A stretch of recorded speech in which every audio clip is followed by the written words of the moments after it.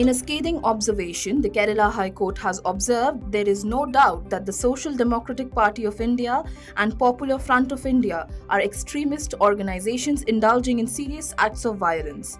Justice K. Haripal made the observation while hearing a petition regarding the murder of 27-year-old RSS worker Sanjeet in Palakkad in Kerala in November last year. Several SDPI workers have been arrested by the police in connection with the case. The Supreme Court on Friday declined to immediately stop the survey of Gyanvapi Mosque in Varanasi, seeking an urgent intervention from Chief Justice of India, Senior Advocate Huzaifa Ahmadi pleaded for a status quo in the case pending before the Varanasi Civil Court. But the apex court said that the matter would have to be considered in due course. The Varanasi court had on Thursday directed a day-to-day survey of the mosque to inspect, conduct videography and collect evidence regarding the existence of Hindu deities inside the mosque located next to the Kashi Vishwanath temple. After the order of the survey of the Gyanvapi Mosque complex, voices are being raised for the inspection of the Shahi Eidgah Mosque in Mathura. The petition has been filed by one Manish Yadav who has sought videography and survey of the mosque. The petition was heard on Friday by a civil judge of the Senior Division of Mathura Court. Meanwhile, the mosque committee has asked for time from the court. The next hearing will be heard on July 1st.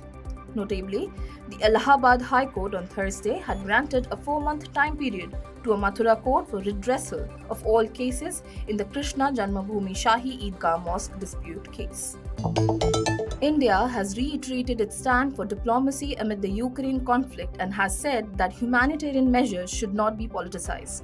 Addressing the UNSC briefing on Ukraine, India's Deputy Permanent Representative Ambassador R. Ravindra said the food security challenges emanating from Ukraine conflict require India to respond by going beyond these constraints. Notably, India has called for exempting purchases by the World Food Programme for humanitarian assistance from food export restrictions with immediate effect. In another cowardly act, Police Constable Riaz Ahmed Thokar was shot by terrorists in South Kashmir's Pulwama district on Friday morning. He succumbed to his injuries in the hospital. He was targeted from a close range by a pistol. The incident comes on the heels of a Kashmiri Pandit, Rahul Bhatt, being gunned down by terrorists in Jammu and Kashmir's Budgam district on Thursday evening. In a major crackdown, the National Investigation Agency has arrested 2 close aides of underworld don Dawood Ibrahim and his close confidants.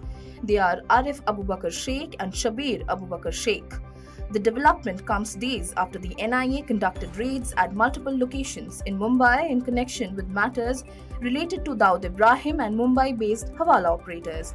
Meanwhile, the Interpol has issued a red corner notice against Dawood's close accomplice Chota Shakil, who operates an international criminal syndicate from Pakistan.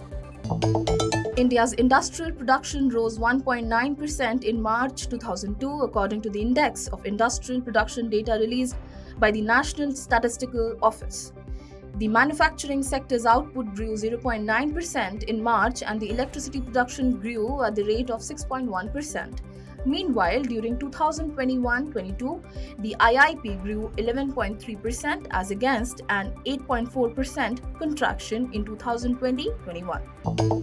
At least 3 people were dead and 13 were injured in a blast inside a market area in Pakistan's Karachi on Thursday night. Many of the injured are in critical condition and are being treated at Jinnah Postgraduate Medical Center. Several cars around the site got damaged and windows of the nearby buildings were shattered. Explosive material was planted in the carrier of the bicycle, which was detonated using a time device. As per reports, the bomb was made locally and about 2 to 2.5 kilograms of explosive material was used in it.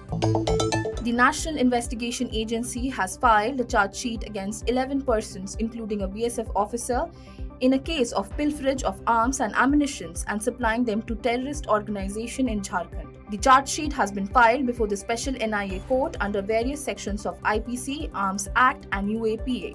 The case pertains to pilferage of arms and ammunition and supply of the same to the armed cadres of CPI and terrorist gang of Aman Sahu. Amid the ongoing war between Russia and Ukraine, Finland has said that they are in favor of applying for NATO membership. President Sauli Niinisto and Prime Minister Sanna Marin have said NATO membership would strengthen Finland's security. Meanwhile, the Kremlin has said that Russia will be forced to take retaliatory steps, both in military, technical, and other nature, in order to counter the threat to its national security which will arise from this development.